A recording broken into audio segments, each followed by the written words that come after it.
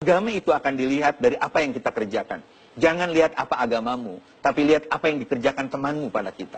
Orang yang jujur, orang yang soleh, punya solidaritas sosial, punya dedikasi, punya loyalitas, apapun agamanya, dia pasti mendapat tempat yang terbaik di sisi Allah Subhanahu wa Ta'ala.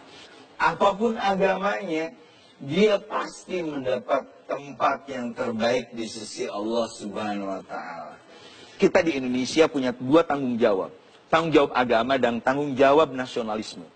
Makanya kalau ada kalimat hubul waton minal iman, itu terjemah yang terbaik adalah nasionalisme itu adalah bagian dari komitmen keimanan.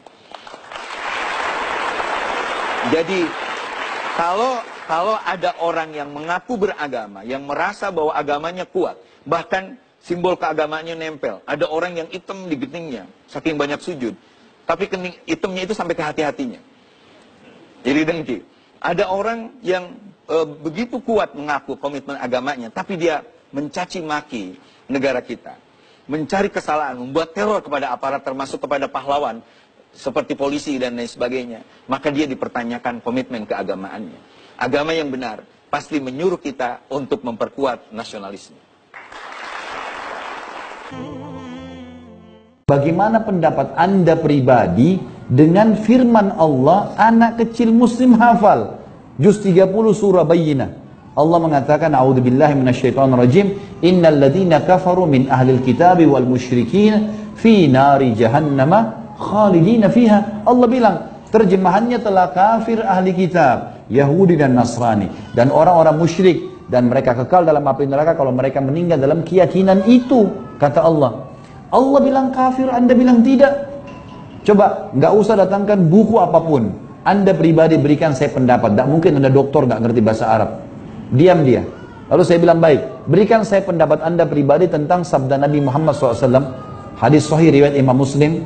Anda masih Muslim kan? Yakin dengan Al-Quran dan Sunnah? Iya. Baik. Bagaimana pendapat Anda dengan hadis Nabi? Kata Nabi SAW, tidak ada seorang pun dari Yahudi, Nasrani, Majusi, penyembah api, yang mendengarkan saya diutus, kemudian tidak beriman pada risalah yang saya bawa, dan meninggal dalam keyakinan itu, kecuali pasti masuk neraka. Jelas-jelas, Nabi bilang, kalau meninggal dalam keyakinan itu pasti masuk neraka. Kalau sempat masuk Islam, ya selamat. Bagaimana Nabi bilang kafir masuk neraka, Anda bilang tidak? Tiba-tiba dia diam, lalu dia bilang begini, tapi bagaimana perasaan mereka kalau kita bilang itu? Saya sempat ketuk lantai masjid, saya bilang ini bukan masalah perasaan, ini masalah keyakinan. Anda menyebarkan keyakinan yang salah, saya bilang gitu. Kalau semua agama sama, saya ajak Anda sama-sama, kita pindah Nasrani, nyanyi-nyanyi seminggu sekali masuk surga.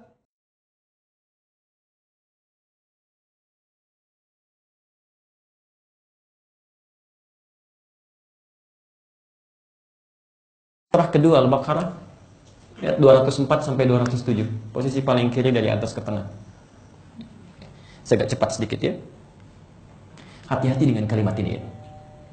Wa minan nasi may yu'jibuka qawluhu fil hayatid dunya wa yushhidullaha ala ma fi qalbihi wa huwa aladul khisam. Di antara sementara manusia, Anda akan temukan orang-orang yang retorikanya begitu cantik, kalimat-kalimatnya menarik. Awas, hati-hati. Sesekali dia akan mengambil nama Allah, ayat-ayat Quran, untuk menguatkan argumentasinya. Wa huwa aladul khisam, padahal dia musuh yang paling nyata. Baik, Bapak Ibu sekalian pernah mendengar kalimat ini?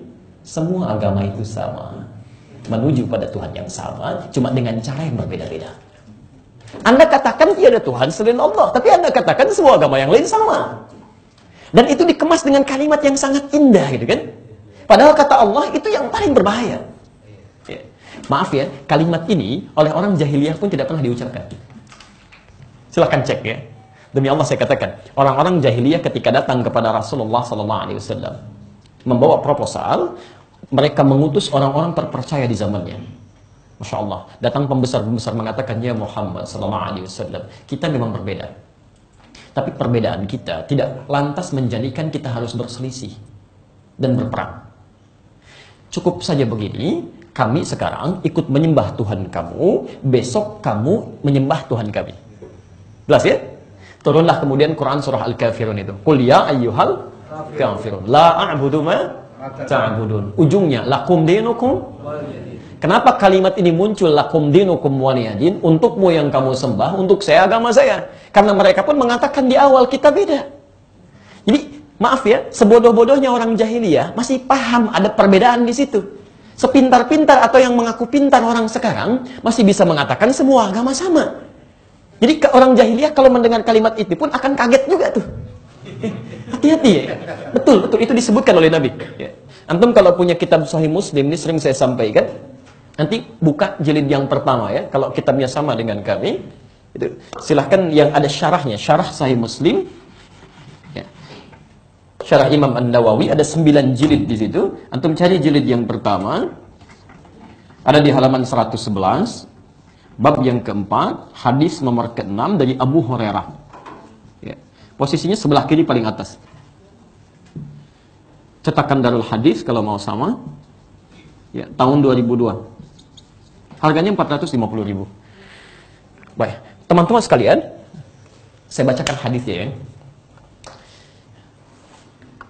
Qala an Abi Hurairah radhiyallahu ta'ala anhu qala. Ya, disampaikan hadis riwayat Abu Hurairah, semoga Allah meridai kepada beliau. Lihat kalimatnya.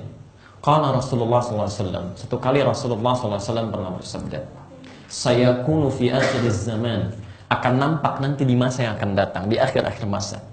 Dajjaluna kadzabun, ada orang-orang yang terbiasa berdusta. Tapi sifatnya disebut dengan dajjal. Ingat ya, ada Masihid Dajjal, ada Dajjal, itu beda. Ya, kalau Masih Dajjal, itu Dajjal yang disebutkan oleh Nabi sebagai makhluk ya khusus yang menjadi tanda terakhir tentang datangnya akhir zaman. Ya. Tapi kalau Dajjal saja tidak menggunakan Masih, itu artinya sifat-sifatnya. Ada orang-orang yang wujudnya manusia tapi memiliki sifat-sifat Dajjal. Kalau Dajjal pintar atau bodoh? Sudah pernah lihat? Belum ya, tapi dengar ya kisahnya. Kalau tidak pintar bagaimana bisa menipu orang? Ya kan? Dan luar biasa yang ditipu tuh. Ya. Saya kemarin banyak menangis Pak Bu ya. Dan kita harus banyak bermohon kepada Allah untuk dilindungi. Baru muncul satu orang saja yang dengan modus menggandakan atau mengadakan uang, itu yang bisa mengagungkan, mengangkat puluhan ribu orang. Bagaimana kalau Dajjalnya yang muncul? Yang dia tunjuk langit hujan bisa hujan, tanah kering subur bisa subur gitu ya. Makanya tidak ada yang paling dikhawatirkan oleh Rasulullah SAW kecuali Dajjal ini yang terakhir. Ya. Tapi kata Nabi, akan muncul orang-orang di akhir masa yang punya sifat seperti Dajjal, orang pintar maksudnya, tapi terbiasa menipu. Tapi awas, aksi tipu-tipunya itu bukan urusan bisnis, bukan urusan dunia, tapi yuhadditsunakum bima lam tasma'uhu wa la yasma'unahu aba'ukum. Akan bicara kepada Anda tentang hal agama kita yang bisa membuat kita kaget. Jangankan Anda yang kaget, kata Nabi. Orang dulu pun kalau dengar pernyataannya, itu akan ikutan kaget. Jangankan Anda, kata Nabi, orang dulu pun kalau mendengar pernyataannya akan ikutan kaget saking anehnya pernyataannya. Masya Allah, iyyakum wa iyyahum. Hati-hati dengan mereka, mereka bahaya. Waspada, kata Nabi. Jadi kalau Anda mengatakan semua agama itu sama, menuju pada Tuhan yang sama, caranya beda-beda, jangankan kita yang kaget, orang jahiliyah bisa ikutan kaget. Karena mereka pun tidak memahaminya. Nah, jadi teman-teman sekalian, hati-hati kalau ada orang-orang bersikap seperti ini, ada yang ikut-ikutan demikian, mengatakan Allah Tuhan, tapi salawatnya di tempat ibadah orang lain. Mengatakan Allah Tuhan, azannya di tempat ibadah orang lain.